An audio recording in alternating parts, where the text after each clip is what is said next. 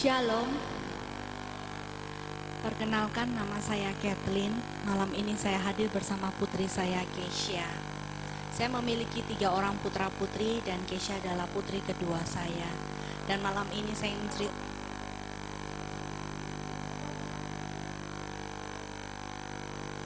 kami. Ketika kehamilan saya menginjak 9 bulan, boleh dibantu slide pertamanya. Tiba-tiba dokter menyampaikan bahwa janin yang saya kandung mengidap penyakit bernama spina bifida. Penyakit ini menyerang pada susunan syaraf di tulang belakang. Sehingga apabila janin ini tetap dilahirkan, maka bukan saja dia lahir dalam kondisi cacat, namun dia juga tidak akan mungkin berumur panjang. Mengingat kehamilan saya sudah menginjak 9 bulan, dokter sudah tidak mungkin lagi menganjurkan kepada saya untuk dilakukan aborsi. Akan tetapi sungguh mengejutkan di mana dokter menyampaikan untuk menyuntik mati janin saya. Akan tetapi saya bersyukur saya memiliki suami yang luar biasa, di mana dia tetap memberikan kekuatan kepada saya, sehingga akhirnya kami memutuskan untuk janin itu lahir ke dunia ini. Next slide-nya. 3 September 2001, Keisha lahir dengan bobot hanya 2 kg.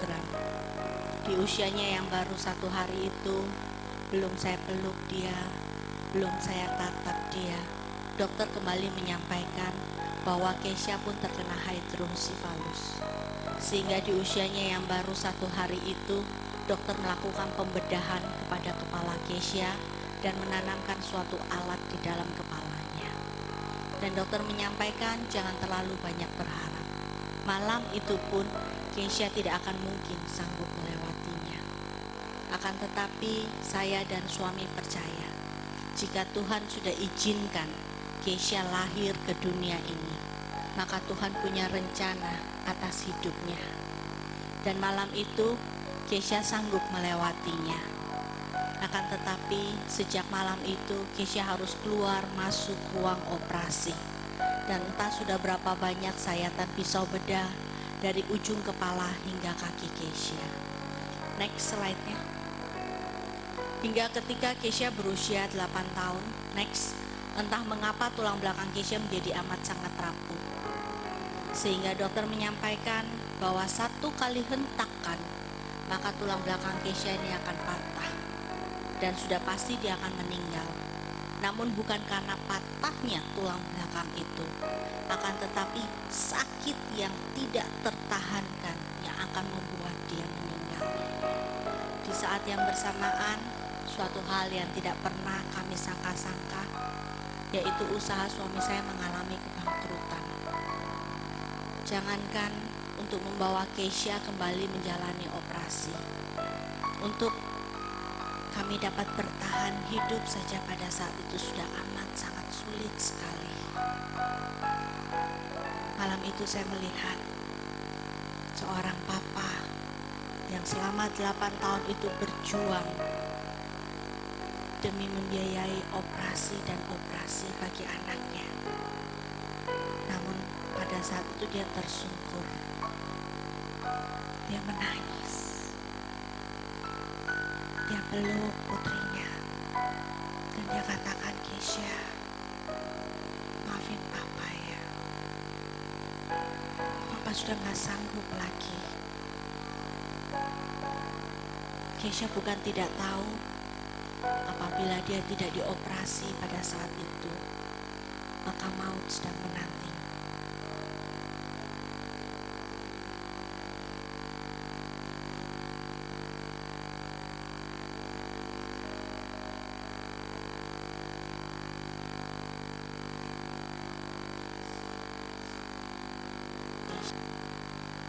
Kami tidak pernah tahu itu semua dari mana, dan kami tidak pernah mengenal siapapun itu.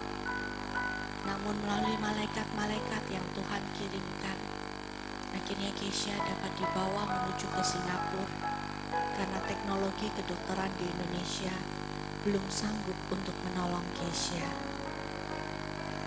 Ketika kami tiba di Singapura, jadwal operasi yang semula telah ditetapkan dibatalkan. Kami bingung dan kami bertanya-tanya, ada apa? Karena perjalanan kami menuju ke Singapura bukanlah hal yang sangat mudah.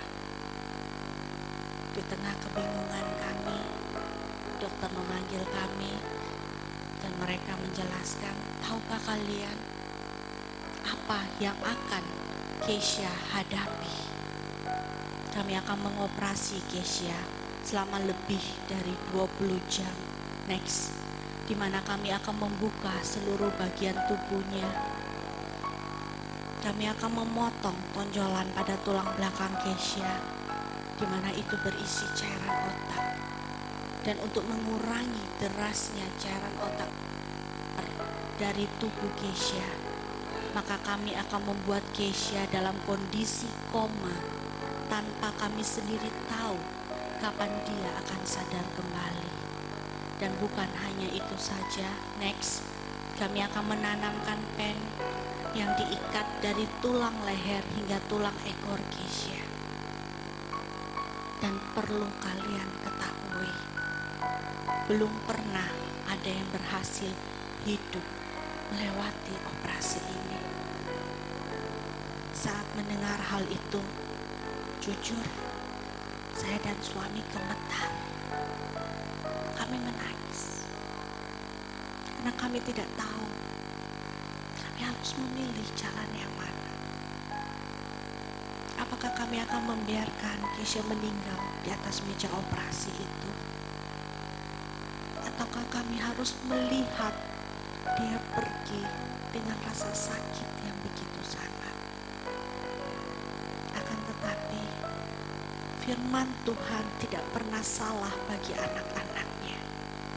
Di mana Tuhan katakan bahwa pencobaan yang kita lalui tidak akan pernah melebihi kekuatan kita.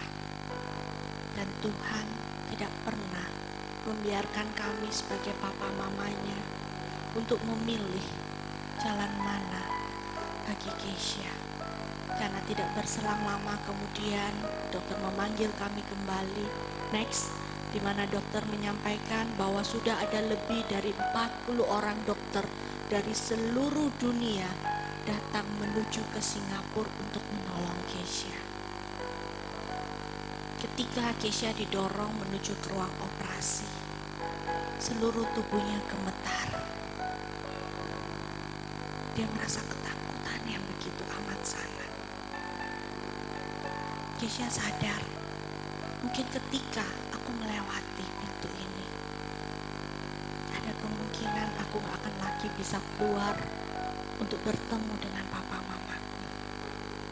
Ketika aku lewati pintu ini, mungkin aku gak akan lagi bisa bangun untuk bermain dengan adikku. Ketakutan yang Keisha rasakan juga menjadi ketakutan saya. Sehingga saya katakan pada Keisha, Keisha, kalau memang kamu tidak inginkan operasi ini, apapun yang akan terjadi, kita akan hadapi bersama-sama. Namun dengan tubuh yang gemetar, Keisha pegang tangan saya dan dia katakan, Mama, aku tidak akan pernah mau menyerah, tapi aku mau berserah kepada rencana Tuhan dalam hidupku.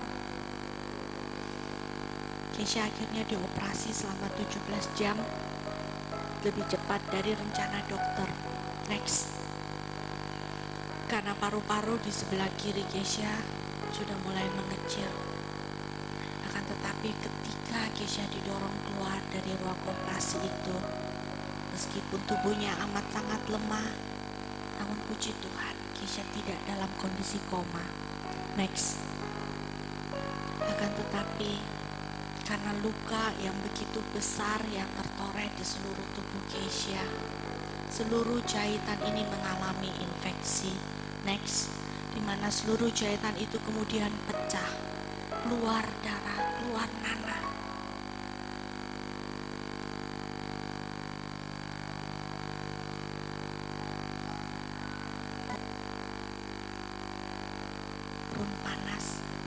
Dan Kesha harus tidur di atas tempat tidur anti gravitasi. Next. Akan tetapi itu semua tidak pernah mengurangi sukacita di wajah Kesha. Next. Ini adalah pen yang tertanam di tubuh Kesha hingga saat ini. Dan setelah itu semua terlalui, dokter menyampaikan kepada kami selamat. Kesha adalah satu-satunya yang berhasil hidup di dunia ini. Akan tetapi, karena satu-satunya yang berhasil hidup di dunia ini, 6 bulan dari operasi itu, 6 bulan dari apa yang harus Kesha lalui, pen yang tertanam di tubuh Kesha patah. Dan patahannya menembus dagingnya, mengoyakkan pakaiannya. Next. Karena kondisi keuangan kami tidak bisa membawa Kesha menggunakan pesawat khusus. Kami hanya bisa membeli tiket pesawat biasa, di mana Kesha harus dalam kondisi duduk. Dan apabila Kesha dalam kondisi duduk, maka pen itu akan kembali menembus dagingnya. Akan tetapi kami tidak memiliki pilihan lain. Saya hanya bisa gendong dia, dudukkan di atas kursi pesawat itu dengan pen kembali menembus dagingnya. Dan ketika rasa sakit itu datang, Kesha tidak berteriak. Dia tidak menangis meraung-raung. Dia hanya pegang tangan saya dengan begitu amat sangat kuat. Dan air mata keluar dari matanya.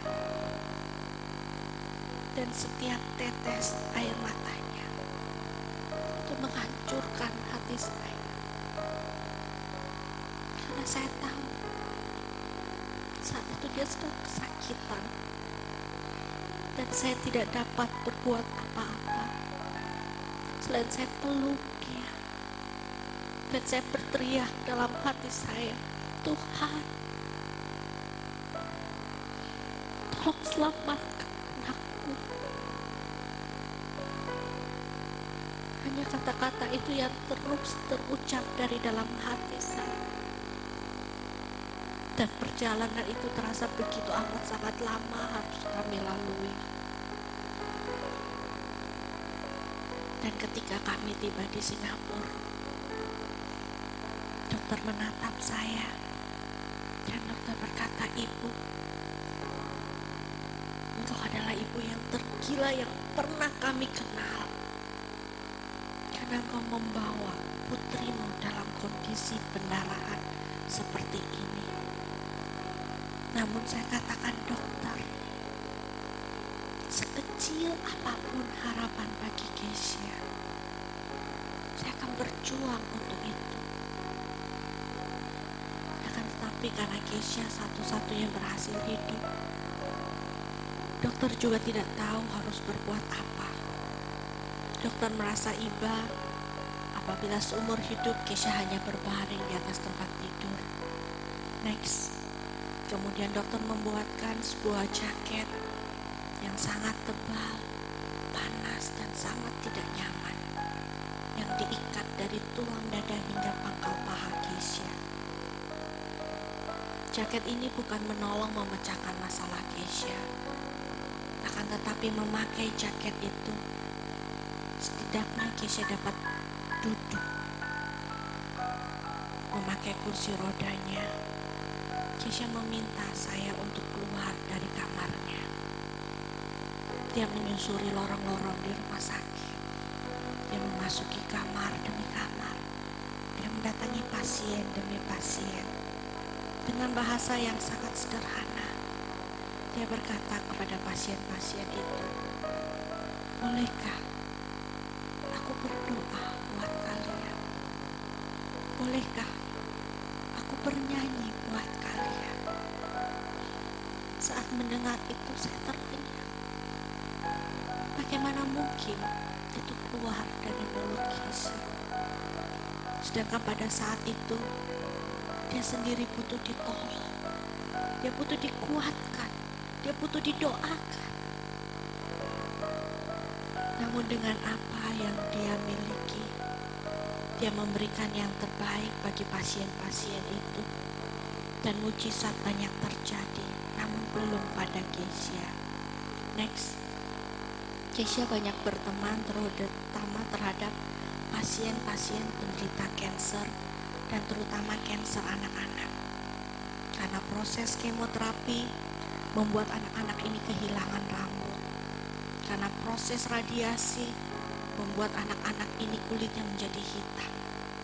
Sehingga jangankan untuk didoakan, untuk dikunjungi pun mereka amat sangat menutup diri. Namun ketika Keisha datang, mereka menjadi sahabat. Next, hingga tahun 2012, setelah melakukan MRI, dokter memanggil kami kembali. Dan dokter menyampaikan suatu hal yang tidak mungkin terjadi. Tapi Tuhan jadikan itu mungkin dalam hidup Keisha. Yaitu Tuhan tumbuhkan kembali tulang-tulang muda di tulang belakang Keisha.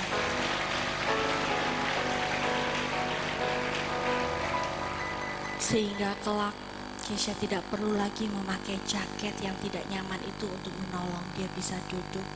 Dan seperti malam ini, Keisha hadir di kota Cirebon ini tanpa memakai jaket itu untuk menolong dia bisa duduk.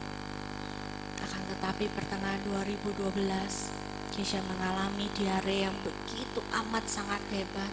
Next, yang membuat Keisha harus kembali masuk ke ruang operasi.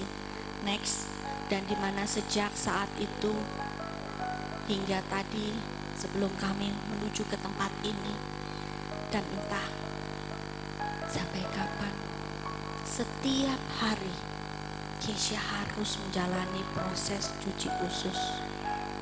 Next, dan hingga 4 bulan yang lalu pun Keisha masih harus berhadapan dengan pisau-pisau bedah. Namun itu semua tidak pernah menghentikan langkah-langkah Keisha untuk menyatakan bahwa Tuhan itu baik dalam hidupnya. Malam ini Keisha ada di kota Cirebon bukan karena kuat dan gagah Keisha. Saat ini secara jasmani mungkin Keisha belum sembuh.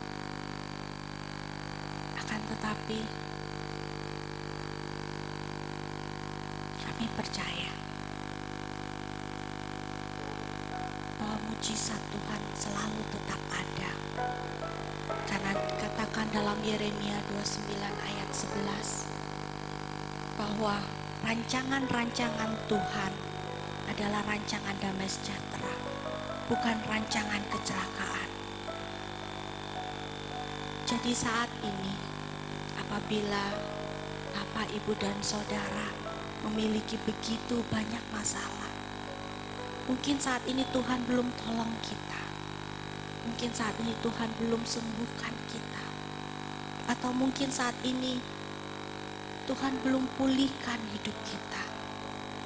Namun janganlah kita mengukur kasih Tuhan dengan ukuran kasih kita. Karena Tuhan yang sanggup melakukan mujizat 2000 tahun yang lalu, Dia tetap sanggup untuk melakukan mujizat-mujizatnya bagi kita yang percaya dan berserah kepadanya. Amin. Shalom. Namaku Keisha. Kini usiaku 15 tahun. Aku terlahir dengan spina bifida dan hidrosifalus. Ini bukanlah hal yang aku inginkan. Bukan juga keinginan papa mamaku. Karena itu sejak usiaku sehari aku sudah harus dioperasi. Dan entah sudah berapa banyak sayatan pisau bedah dari ujung kepala hingga kakiku. Namun itu semua tidak akan pernah membuatku menyerah. Walau aku kecil lemah, namun aku percaya Tuhan Yesus punya rencana yang indah. Dan mujizatnya masih ada bagiku, karena ada Bapa yang sayang padaku dan pada kita semua. Malam ini Keisha ingin menyanyikan sebuah pujian. Lagu ini diciptakan oleh Koko Jason yang diambil dari kisah hidup Kesha. Kiranya lagu ini bisa memberkati kita semua. Amin.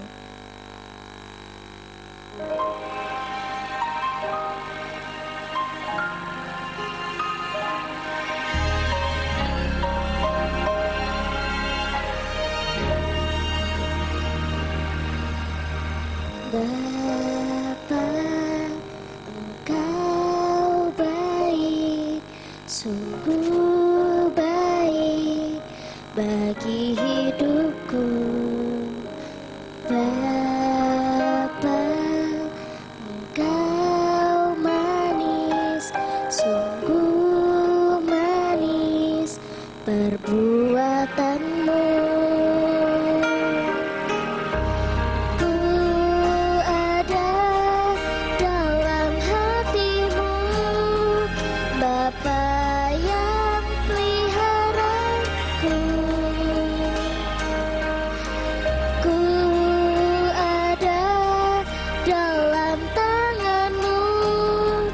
Bapa sayang padaku.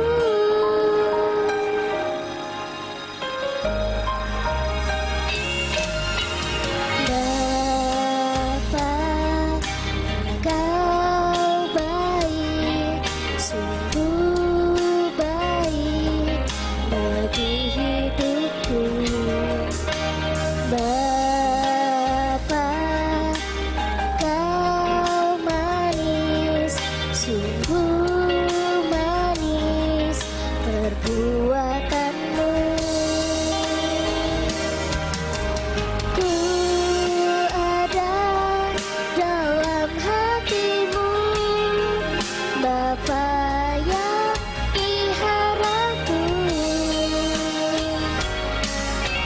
Ku ada dalam tanganmu, Bapa sayang padaku. Aku memang terlahir tidak sempurna, namun aku tahu aku di hatimu Bapa. Aku di tanganmu Bapa. Sampai kapanpun aku tidak akan menyerah, sebab ku tahu bersamamu akan kudapati kemenangan demi kemenangan, kekuatan demi kekuatan, sebab ada Bapa yang sayang padaku. Ku ada dalam hatimu, Bapa yang peliharaku. Ku ada dalam tanganmu, Bapa sayang padaku. Bapa sayang padaku.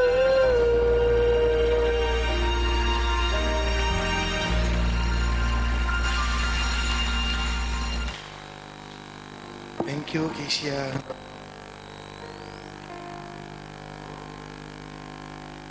Saudara boleh semuanya bangkit berdiri.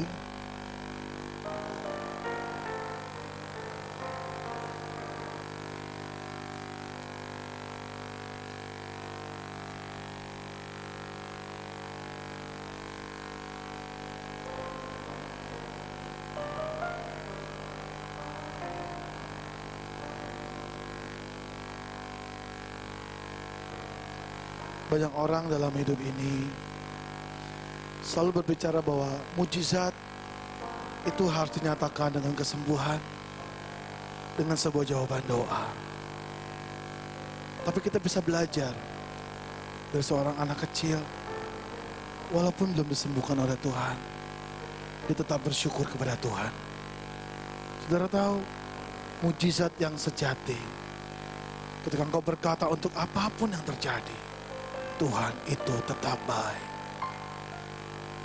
Natal bukan lagi berbicara tentang seorang bayi yang telah lahir, tapi seorang Bapa pribadi bernama Tuhan Yesus rela turun ke dunia untuk menjadi sama dengan kita. Dia yang tidak berdosa, si kita. Dia menanggung seluruh kelemahan hidup kita.